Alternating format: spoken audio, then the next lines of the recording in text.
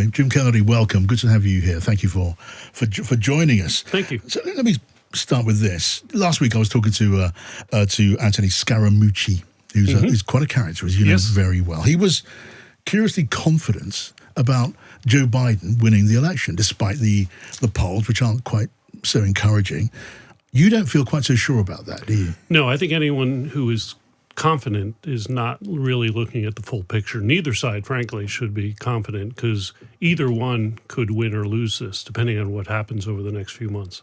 Yeah, I mean, there's lots of reasons why that could and would be the case. I want to mention one of them. I mean, you worked for Bill Clinton. Yep. He was 46 when he became president, and one of the youngest presidents in U.S. history, youngest since JFK, John Fielding Kennedy. Biden is the oldest in American history, and it's counting against him, isn't it? I mean, how can he overcome, Jim, this perception that he's an old man, his powers are waning, and he may not even last a full term? He'll be 82 if he starts a second term. That's probably the biggest challenge he faces. He would face other challenges even if he was 20 years younger, because you have issues like inflation, which are looming large, and immigration, which is also looming large in this election. But on top of that, and I would argue as a fundamental issue, is the age factor. Now, both candidates, frankly, are old, and I think most people would rather have two different candidates running, but that's not the case. So age is going to be a real factor, and one of his challenges is to overcome it, which is why I think he's agreed to doing debates. Yeah. I mean, look, it is Donald Trump's style to get very, very personal. He hardly opens his mouth without a very personal attack on Joe Biden. Joe Biden, yes, he attacks Donald Trump personally, but from a more political direction. Right. Do you think Joe Biden should take those gloves off and go more directly, more ruthlessly for Donald Trump's personality and character? Would that serve him well? Well, whatever he does, he needs to do with energy and vitality. That's something he needs to convey to people. And I think, possibly he can do that in the debate or the convention speech, but he's running out of opportunities because time is growing short. But he does need to be strong in whatever he does, because this is kind of a race between who's strong and who's weak. Now, Trump wants to portray himself as strong and Biden as weak. Biden has to come back and do the opposite in some fashion. And that's going to be a difficult thing to do, but it's feasible. But should he get, as it were, a bit more down and dirty? I mean, Donald Trump as a candidate is loved by his supporters. He's loathed by his opponents. Right. Should Joe Biden just get the gloves off and get stuck in? I'm not sure he needs to get personally insulting. I think it's more a matter of being more energized in terms of talking about the future and what the differences are. If this is a referendum on Trump, that's tough for Trump. If it's a referendum on Biden, that's not great for him. So each candidate is aiming their fire at the other one. But how they frame that attack is really important. And I think the more they can do is so in the context of what's the message for the future? What are you going to do in the future, and not look at the past? It's a really unique election because you have two presidents running against each other. Last time that happened was 1896 with Grover Cleveland and Benjamin Harrison. That's the last time you've had two presidents running against each other. So it's really a referendum on two presidents. Okay, so let's talk then about the TV debates. Yeah. Who do you think is best placed to get the most out of those debates, to exploit those opportunities to the fullest, and why? Right. I think at first I didn't think Joe Biden was going to debate because it's a high risk factor. But I think they read the polls and they're worried. And so they need to throw some Hail Mary passes. And so I think the debates become that for him. Yeah. Now, it's interesting they've chosen the first one to be in June, which is really early. And some people have speculated, are they doing that in case he fails? There's plenty of time to have a so-called open convention and have a new candidate if he does fail in the first debate in a big way. I mean, they're hoping that doesn't happen. But on the other hand, if he does really well, then he would sort of answer that question about age. If he can convey vitality and strength against Trump in that debate context, then that would go a long way towards eliminating or at least minimizing that issue. But it's there's a lot riding on that. Yeah, I mean, do you think time will tell, but do you think he can do that, Joe Biden? In the State of the Union address, he got pretty good reviews. He showed a lot of energy to the point now that Donald Trump is saying he needs to take a drug test before a TV debate. Do you think he can pull it off? I think Possibly, yes. I mean, I do think the State of the Union kind of surprised some people. He did come in there with energy and enthusiasm. The trick for any older person, people like me, is you don't want to get into that get off my lawn mode where you're kind of coming across as a grumpy old guy. So that's a delicate balance. You have to do it quite in the right way. Trump's got a bit of an easier task. He can lose debates and it doesn't matter. I mean, he lost the debates to Hillary in 2016, but it didn't matter. So he just needs to show up. Yeah. Now, whether there will be debates, they've agreed to them, but you never know until it happens. Well, I mean, Donald Trump, he tends to make up his own rules when it comes to debates. He was prowling the stage, putting off Hillary Clinton, or doing his best to do that. The rules are going to be more strictly applied this time, aren't they? They'll try, but his rule is to have no rules. So he will probably strive to break them, even if there are rules, because people come to expect that of him. And Biden will be prepared for that. And it's going to be a very interesting joust to watch and big ratings, I'm sure. Who would you pick to win that debate, or those debates? I think for Biden, it's a big risk, big reward proposition. It's a big risk, and he can win in a big way if he does really well. But the alternative is very bad for him. If he doesn't really do well, then all bets are off in terms of what happens. It's going to be a pretty gripping spectacle, isn't it? Yeah, exactly. It's somewhat reminiscent of, you had like Reagan and Carter debate, which I remember. And that going into that one, people thought Reagan was going to start World War III, and he was like this crazy actor guy. And then he came in and he was very reasonable and he spoke really well. And Carter lost that debate and Reagan went on to win a landslide. So a lot can happen. Right. What about Trump and his pick for running mates? And we've been seeing a number of them auditioning, almost turning up, some of them at the New York courthouse to do their auditions there.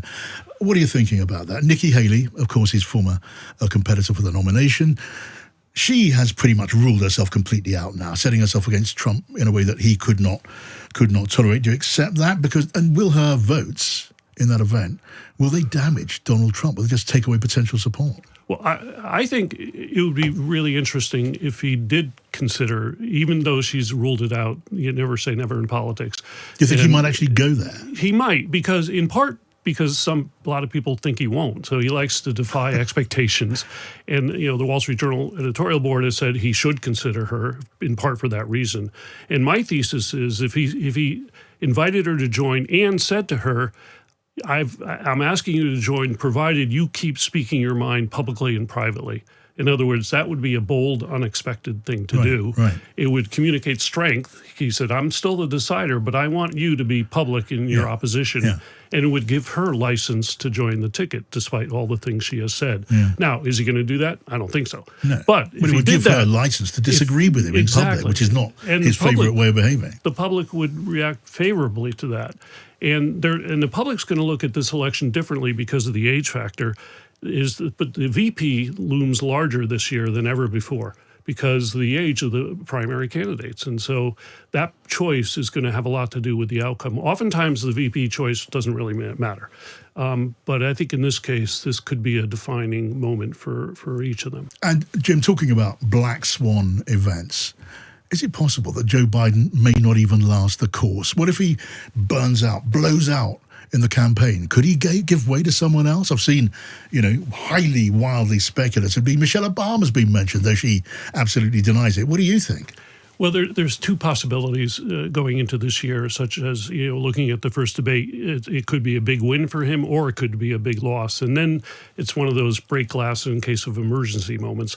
And then the decision is, do we switch out and look at a possibility of a different VP joining him on the ticket, or does he himself step back and say, it's time for someone new, I've done my job, we're not continuing, and then have an open convention? And both of those possibilities are real. I'm sure it's not preferred, that's not what they're aiming to do, but they need to look at the reality of a possible loss and decide what's best for the party and what's best for the country. And they may decide somebody new and fresh is needed, and that would change the equation in a dramatic way. Yeah, from the point of view of a disinterested observer, it is a lip-smacking idea, isn't it? It's fascinating because that opens a whole world of possibilities for the party and the country and the race.